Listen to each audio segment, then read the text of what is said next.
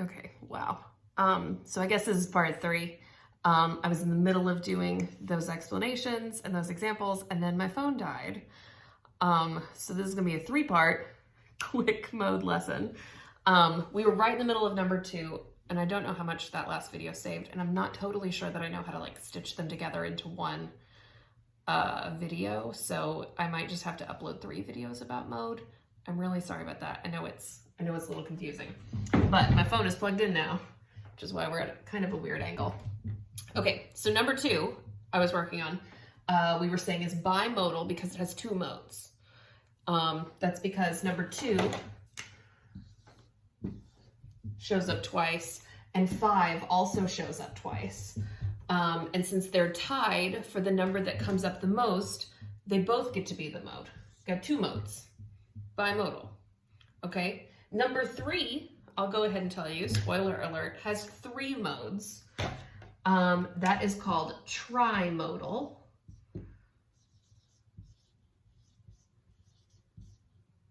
Pause and see if you can figure out which 3 numbers are the mode for number 3.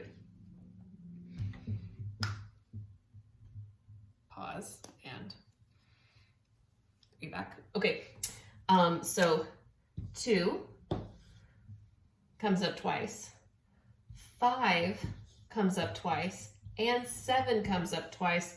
4 is the only one that doesn't go up twice, so it's not a mode. These other 3 numbers are tied for the mode.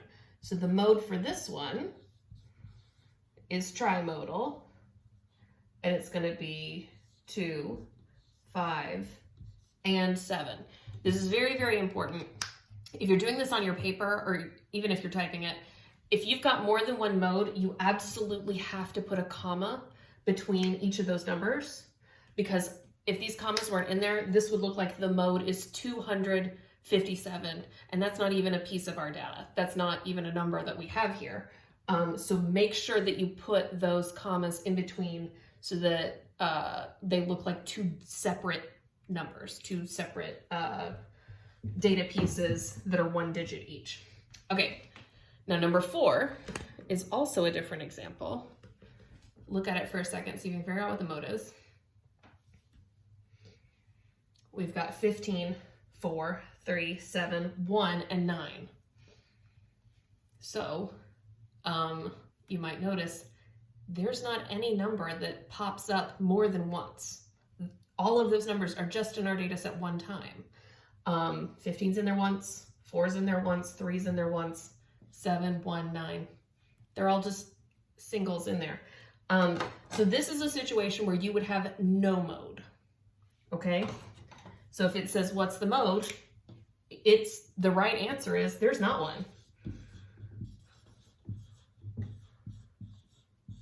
Okay, there's no mode. And you do have to write no mode. You can't write the mode is 0, because what if 0 was one of those numbers in your data set? That would tell your teacher that 0 is the number that pops up the most, and there's not a 0 in there. It's just that there's not a number that shows up more than once. So this is a no mode situation, no modal. And then you can also have 1 number is the mode, 2 numbers is the mode, and 3 numbers is the mode. It just kind of depends on which numbers are in your data set. So look at them carefully. It's totally okay. If you have a printer, you could print this out and circle them. If you're just doing it on paper, you can write them out and then circle them. You've got to look really carefully because it seems it's a very easy thing to do. So it's easy also to trick your brain into thinking that you don't have to think about it very hard. So be careful with it. Okay. I wonder, this video is only 4 minutes, but definitely send me those assignments in. Look in your email for very specific directions on how to get to those Performance Matters quizzes, because those results are going to go into PowerSchool as your grades. So you got to do them. You got to do this too, but you definitely got to do that. Okay, so I will see you later. Send me an email if you have any trouble or you need any help. Today is Wednesday, April 8th, I think.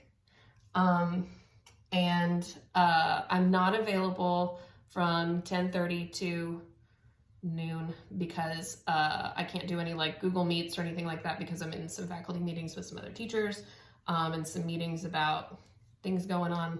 So I will be in video conferences with those teachers and I won't be able to video conference with you, but we could do it after. Okay, so just let me know how you do. See you later.